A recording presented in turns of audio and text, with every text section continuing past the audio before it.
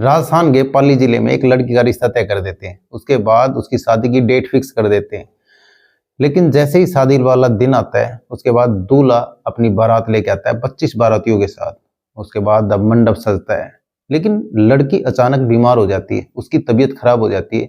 वो अपनी mummy papa से कहती है मेरी तबीयत खराब है। उसके बाद उसको कहते हैं डॉक्टर से दवाई ले ले। जब जैसे ही वो डॉक्टर की दवाई लेने जाती है, अब वहां से वो भाग जाती है, वापिस नहीं आती। उसके बाद अब दूल्हा मंडप में बैठा रहता है और फिर वो इंतजार करता है दुल्हन की।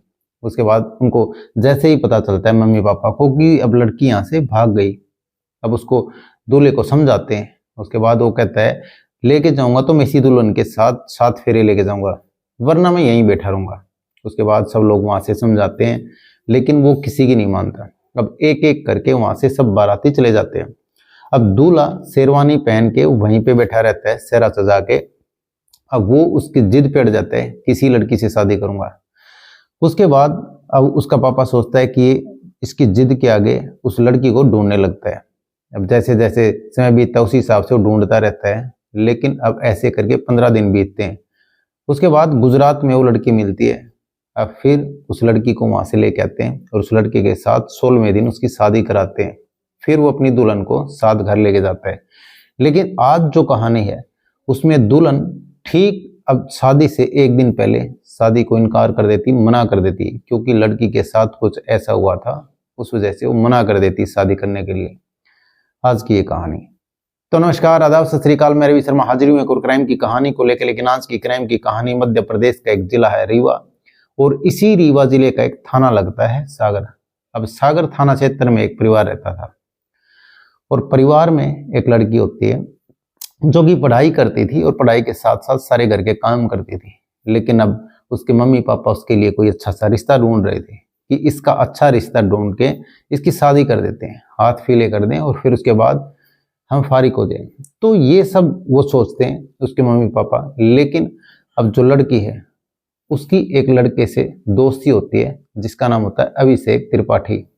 अब जब भी कभी समय मिलता था तो अभिषेक से वो मिल लिया करती थी, और अभिषेक उससे उसका परिचित होता है, उसका दोस्त होता है। लेकिन अब जैसे जैसे समय बीत रहा था उसी हिसाब से अब अभिषेक को पता चलता है कि इसके मम्मी पापा इस लड़की के लिए रिश्ता देख रहे हैं जो उसकी दोस्त होती है। उसके बाद वो एक दिन कहता है कि मैं तुमसे शादी करना चाहता हूँ।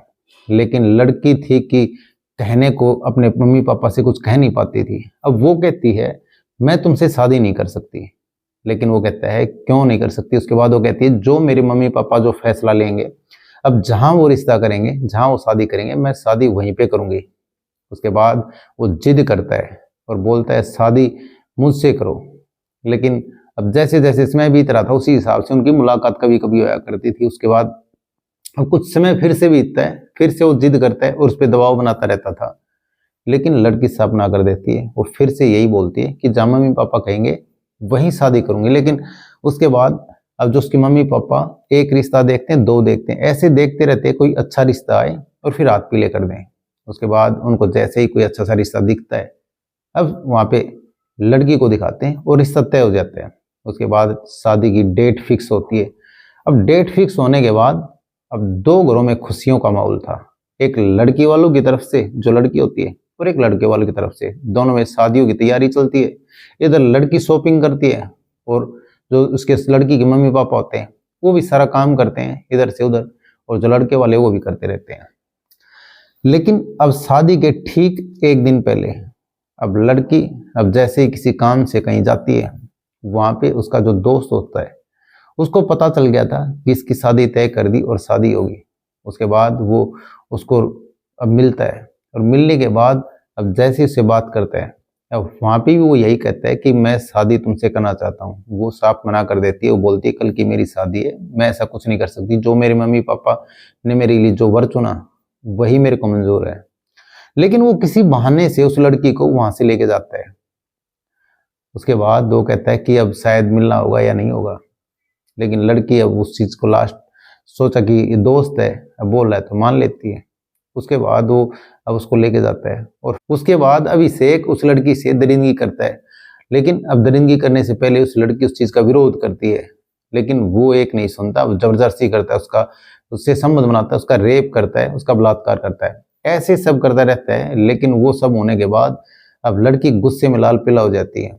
उसके बाद वो जो अभिषेक होता है वहां से चला जाता है। लेकिन लड़की अपने घर आती है।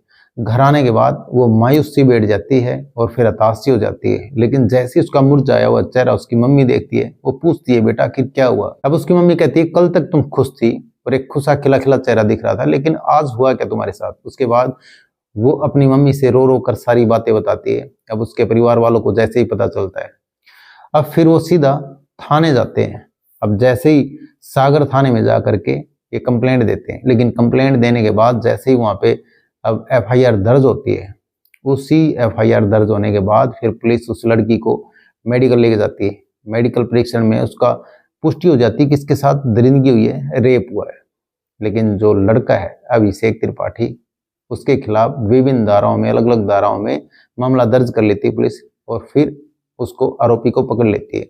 लेकिन जो वहां के एडिशनल एसपी हैं विवेक लाल, अब वो बताते हैं जो लड़की है इसके साथ जो भी हुआ, अब इसका जो दोस्त था उसी ने इसके साथ रेप किया। और जो लड़की है इसने शादी, जो कि कल शादी होनी थी और उससे एक दिन पहले इसके साथ रेप हुआ, लेकिन लड़की ने शादी से भी इनकार कर दिया। अब शादी से उस लड़की ने मना कर दिया कि मैं अब शादी नहीं करूंगी। लेकिन इसके दोस्त अभिषेक ने इसके लड़की के साथ ऐसा काम किया, शायद करना नहीं चाहिए था।